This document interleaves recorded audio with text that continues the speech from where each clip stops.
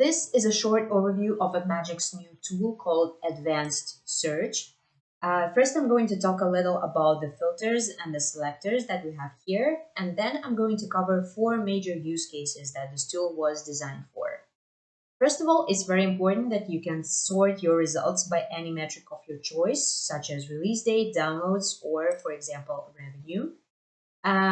When it comes to filters, the first one allows you to scout for apps that contain certain keyword in the name and description, or in the name or description of a particular app. You can also click on the question mark button to see which search commands have we implemented in this tool that allow you to sort or to include or to exclude certain keywords in your search. Here is what it looks like. For example, I'm searching for Flash and plans or royal, but not guide. This way, I will have all the relevant apps in my search results right away.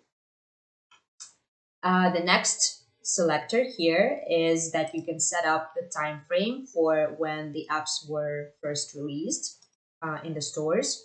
You can also make full use of our genre classification that we do manually. You can go through the store classification if you'd like to. If you select a specific country or region, you will see the downloads, revenue, and LTV of apps in this country only. And this filter is a little tricky. It allows you to scout for apps released only by the largest publishers. I'm going to cover later on how exactly this could be helpful. So, talking about the use cases, the first one is when you need to find a specific market segment of apps that is not very easy to discover using only tag classification.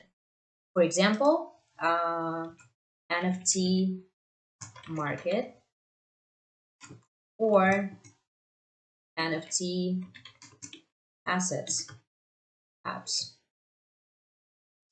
And here immediately we have the list of results that specify this particular criteria. This is very convenient when you need to scout for apps that only have specific keywords in the name or description. The second use case scenario is if you are looking for the freshest hyper-casual releases on the market.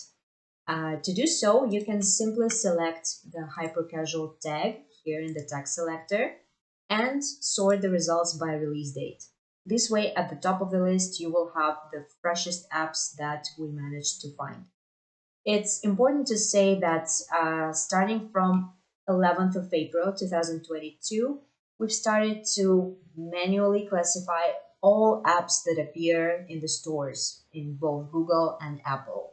So right now, you can already find all the freshest hyper-casual releases using just the tag classification. It is also important that you can select to view the screenshots of particular apps. This way, you will immediately see what the release was about and try to evaluate the idea. The next use case scenario is when you need to evaluate the competitiveness of a particular market segment. What do we mean by competitiveness? Let's select a specific market segment. First of all, I will go for clicker games. And I want to view the games that were released within 2021. When we talk about the competitiveness on the market, it's important for us to track the number of releases that happened there. For example, in the clicker segment, there were 204 releases in 2021. Then what I want to do next, I want to check how many out of these releases were actually successful. To do so, I might want to sort the list by revenue to have the ones that with the highest earnings at the top of the list. Even though the understanding of what a successful release is might differ from one game genre to another, we can have substantial differences. For example, in some segment, every 10th release is successful, but in another segment, every 100th release becomes successful. And this is a way for me to understand how tight the competition is in this particular market, which percentage of new games actually succeeds. And then what I want to do next, sometimes I don't want to compare my own project against the low quality projects in all the segments. This is when the publisher chart ranking comes useful. You can select to view releases only by topmost publishers because it means that probably these publishers invested substantial amount of money and efforts into making the game top quality. And checking how many releases by topmost publishers became successful can also tell us a lot about the competitiveness in this segment. If we see that there were many, this market is probably very competitive. However, if we don't see that many, but we see the overall number of releases and we see that there were many who were successful, this also tells us that probably the newbies in this market have a high success rate, which is also very interesting to check. The next use case scenario is when you need to find the games that monetize the best in each particular segment. Here I want to switch to all-time release date period. And typically what I want to do is to select a market segment that is not that where the games are not that expensive to produce. Clicker idle will do in this case. What I want to do next, I want to sort the results by LTV.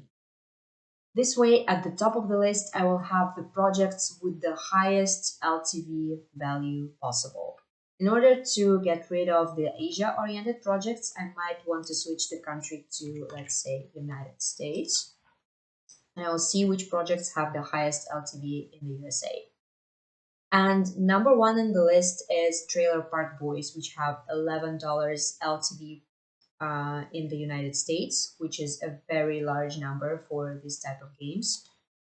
This game is a simple clicker that uses just one location. It uses a famous American franchise, and we see that they have a really high LTV in Tier 1 West region in general. However, it's important to understand that LTV metric alone doesn't tell us much. We also need to see how many downloads did this project attract over lifetime or within the past 30 days. We see that within the past 30 days, Trailer Park Boys actually didn't have so many downloads, which means that even with such large LTV, they have trouble scaling, they have troubles attracting additional audience. So this is why this metric is quite tricky and you need to be careful about it. These were the major cases that advanced search can cover. Please feel free to reach out to us if you have any questions.